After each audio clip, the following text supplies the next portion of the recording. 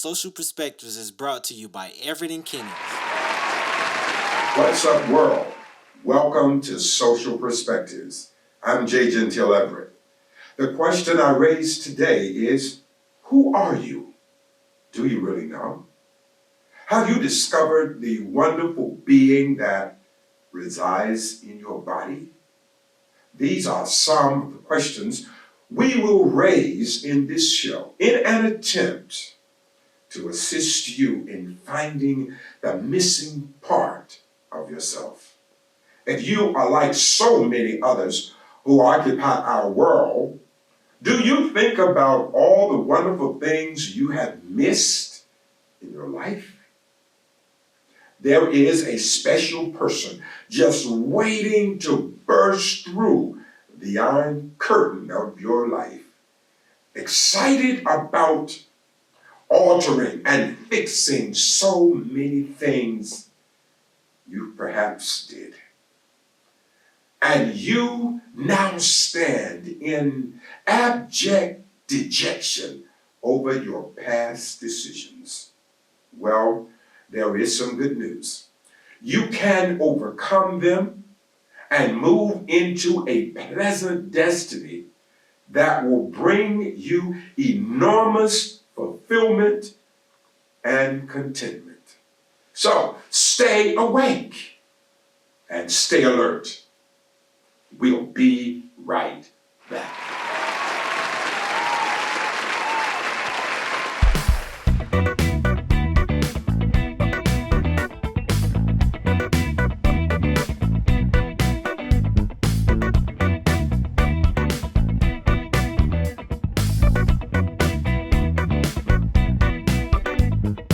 Our host, Dr. J. Gentile Everett. Welcome back. Life is not measured in the number of breaths you take, but rather the number of times life takes your breath away. We have all been taught to spend countless hours on nurturing and benefiting others to the extent that more often than not, we miserably fail to invest in the development of our own lives. Sometimes we embrace this way of thinking because there is a sense of guilt that resides in us and leads us to only invest our energy in other people. Sometimes it is because our personal pride, or we do not want to feel shame and disgrace from the deviant acts of our loved ones. The people to which I refer right now may be our children, grandchildren, our significant other, our spouse, or our friend. Even if all these persons are adult in their own right, many of us still seem locked in this conundrum when we see them exhibit behaviors that are destructive and non-productive. Many of us take it upon ourselves through our own persuasive personal arguments that there is still something I can do to alter the trajectory of their lives. Our constant engagement in correcting their behaviors seemingly does not inculcate an end. We just continue day in and day out with one primary purpose, and that is to fix somebody else's problem. What's even more interesting about this is many times we even include this act in our own religious understandings. We tell ourselves that this is the will of God.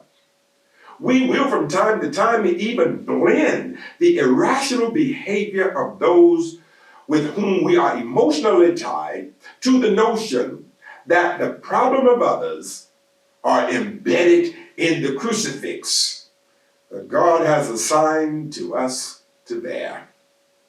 Sadly, and often we speak of the problems of others as if this is the cross I must bear, and God has sanctioned that I do it. Years will pass, decades will pass, generations will even pass, and here we are, still carrying the cross of burden, believing that if it is carried continuously, something amazing will happen, and their lives will some kind of way become wonderful. There are a couple of things we need to consider before we go down this road. First, when we were created, He created us to be one person and ultimately be responsible for that one person. Change in others actually only come when the individual decides that they are ready for a change. When we pray for someone to change, we must remember our prayers are not for them to do something else. Our prayers is for them to change, to see the need to change, because we cannot force them to be what we desire them to be. We must patiently understand that authentic change can only occur when the recipient is ready to embrace it. It is almost like sometimes we suffer from an omnipotent complex. That is, we feel like we have some level of divine power over the acts and behaviors of others. I get it, but I want you to know we don't have it. We do this because we have such an abiding love for them, and it's so strong. We feel like we cannot be whole or complete without them, our loved ones, representing the values that we hold so dear and that are so important to us. It was once said, babies are not as fragile as we may think they are. Have you ever seen a sick baby who entered the world with a host of ailments and physical challenges? And after a while, that baby becomes a teenager without showing any signs of the challenges they once faced. They grow to be strong and capable of doing things never imagined when they were born. It is because everyone born and living have within them the capacity to overcome. Secondly, when those we love are adults, I want to make sure that we understand this. We have to accept that they are adults. They cannot be reared again. They have by this time developed various views about the world that they become a part of, and therefore it becomes necessary and it becomes their right to explore their conclusions. We may not always agree with them, but they do have the need to learn and discover some things about life on their own. When that happens, that person experiences something that neither you nor I could ever give them. It is a special gift, and that is the gift of empirical knowledge. Empirical knowledge is that knowledge which is gained through experience. So let us do the best we can in assisting others and taking care of those we love, but let's give them space to make mistakes. Give them space to endure some misery, and use each experience as an instrument of knowing better the next time. Do great things for others, but don't do it while causing damage to yourself, because you must remember, you only have one you. be right back.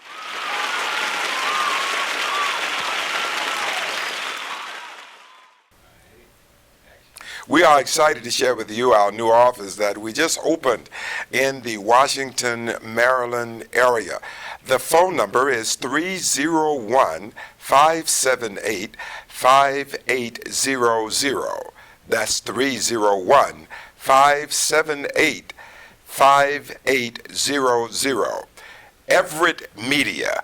Please give us a call if there's anything that we can do to help you and your community, or to shed or shine light where there is darkness. You can catch all of the things that we are involved in. Please go to our website. That's jgeverett.com. Follow up with the number that's at the bottom of your screen, and you will be able to stay in touch with us. You can contribute to our causes, and we will have merchandise there for you to purchase. That's Everett Media, 301-578-5800.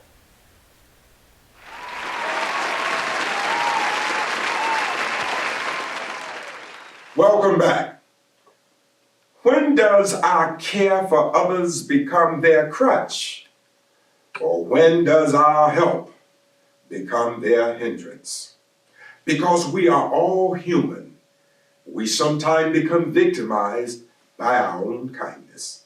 Sometimes, for sure, our bleeding hearts lead us to engage in helping someone we love so much until our actions actually become a problem, a kind of obstruction for them in getting over that which seems to have captured their interest. I do not think it can be argued effectively. Things that are pleasant seldom will provoke any change in any of us. It is the things that are painful and piercing. Those are the things that are more apt to get our attention and cause us to re-examine our actions and alter them. Let me quickly share an interesting part of the parable about the prodigal son, which is written in the book of St. Luke. When the younger son decided he wanted to explore the world on his own terms, it pained the father that his son chose such a route. But he permitted him to do so. Why? Well, the son was an adult and did have the right to explore his conclusions and views of the world.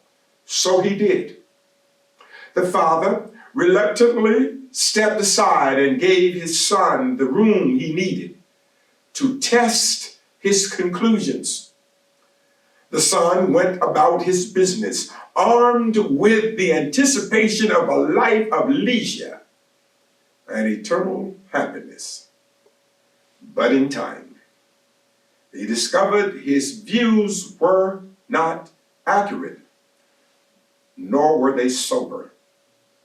The father undoubtedly prayed daily for his son because he loved him. It is then, we're told, that the son soon endured hardship, the terror of night and the arrows by day inflicted a pain in him equivalent to that of a lonely beggar without food, raiment, nor any means of procuring them. Then the text tells us he came to himself. That meant when he left, he was not with himself. He was with a viewpoint that seduced him into believing that he could actually live like a king without having the maturity or the sense of responsibility of a capable man. It was after this experience, according to the text, that he came to himself. There was a reunion within the hallowed walls of his existence. The prayer of the Father was answered, but it was answered without the Father's personal involvement. The Son may have never come to himself if the Father would not have permitted him to wander into the space of his mind, because the Father knew his Son had existed in the space of a distorted triumph instead of living in the sanctuary of decency and truth. The wisdom of the Father was to let him go so he could find what the Father had discovered a long time ago. Just like the Father in this story, we too have learned much from our folly, but we were able to overcome it.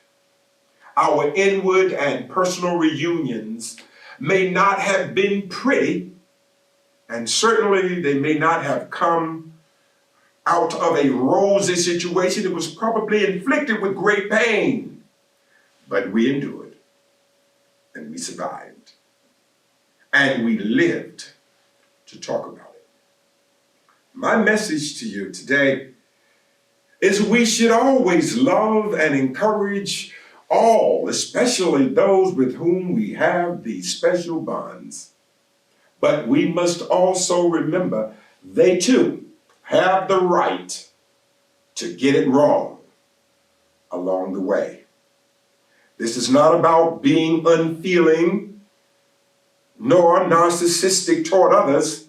Surely it hurts us when we see someone we love go astray. It's only natural. But I just ask you to remember, none of us are equipped with the only way for our loved ones to reach the plateaus of sobriety and personal productivity. Lessons are not just learned around the dinner tables, nor are they only learned in the glittering glamour of great structures of worship. Lessons of life can also be taught in the hog pens, the place from which the prodigal son graduated with honors and took his degree to the world, and from it we have all benefited. Stay tuned, my friends. We'll be right back.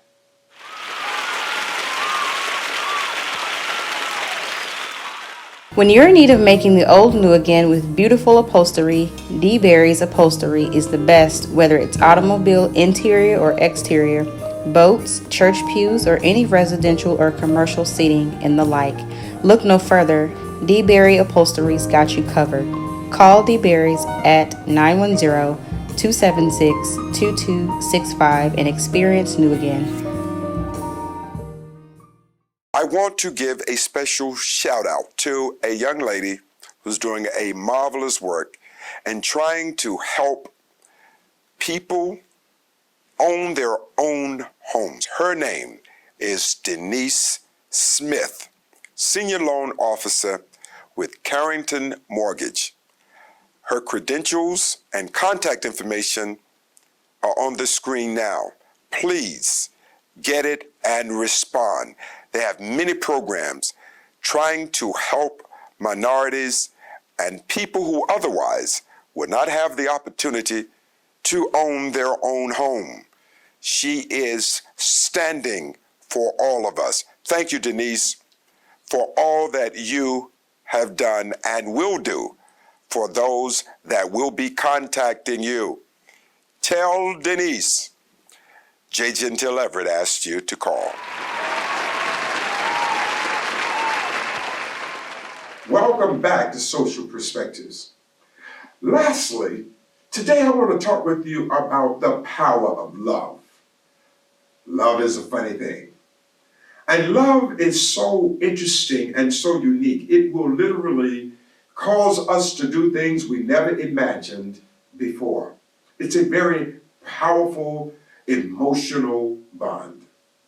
So when we think about marriage and love, many people feel like marriage is necessary for them because it makes them whole. It makes them feel like they have achieved something because they are one with someone. Well, let me first talk about marriage. I suggest to everyone, when you start thinking about getting married, make sure that you marry the mission to have more. Because to marry only to have more, you potentially are taking on more misery. This is a question that's not going to fade into obscurity.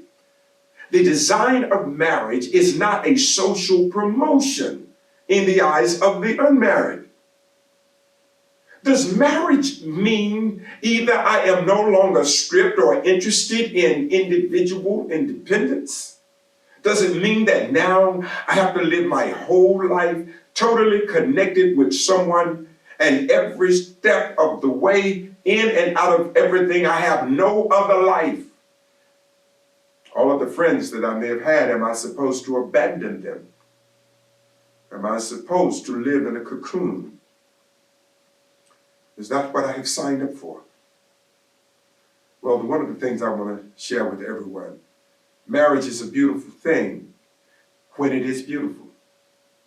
But when we missed the important components of respect and giving each other space and letting each other continue to grow both as a corporate unit and to grow individually. Because ultimately, that's what we are. We're individuals.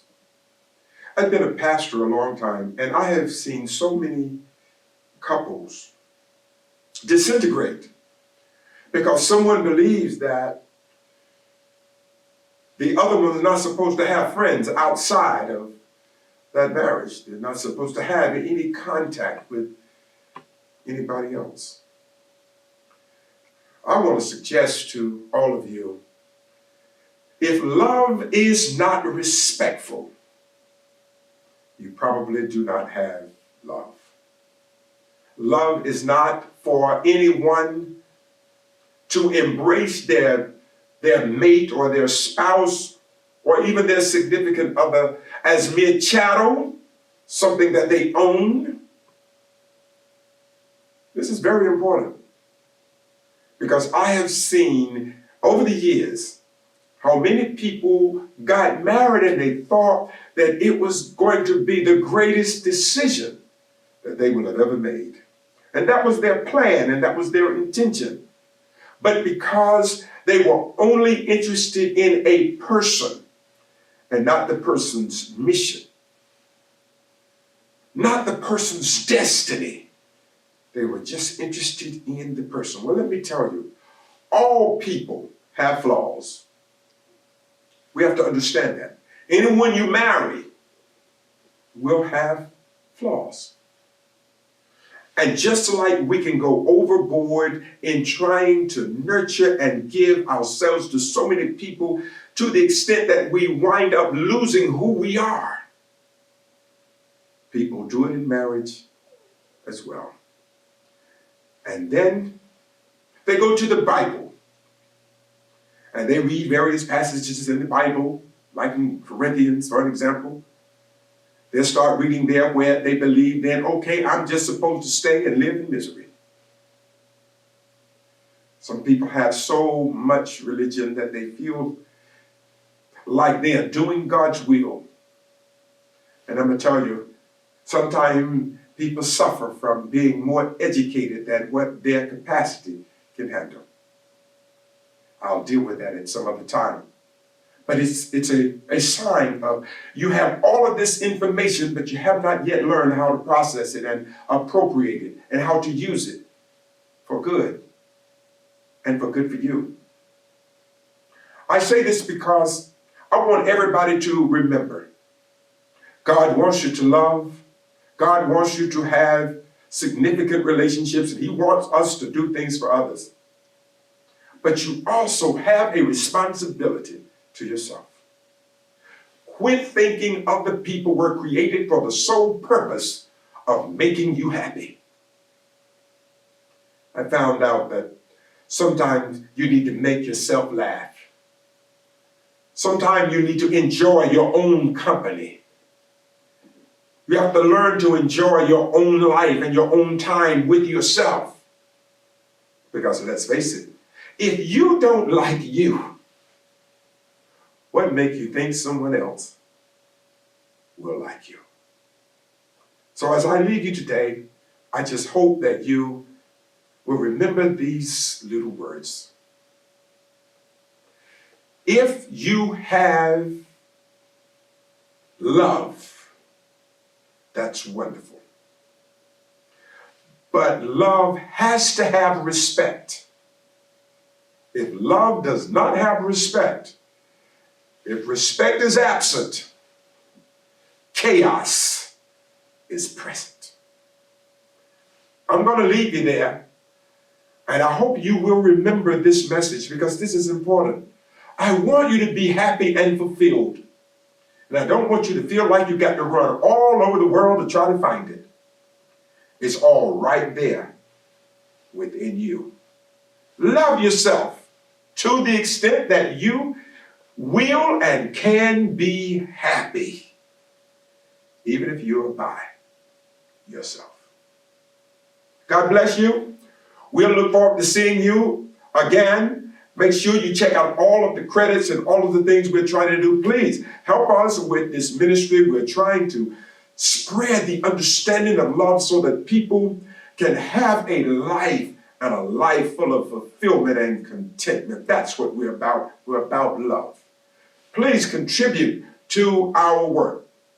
You can contribute to our work at Renaissance Ministry or our ministry at MBBC, P.O. Box 1078, Fairmont, North Carolina 28340. That's our ministry at MBBC, P.O. Box 1078, Fairmont, North Carolina 28340. Help us out. We want to make sure the world gets this message, because aren't you tired of seeing the people you love live in misery?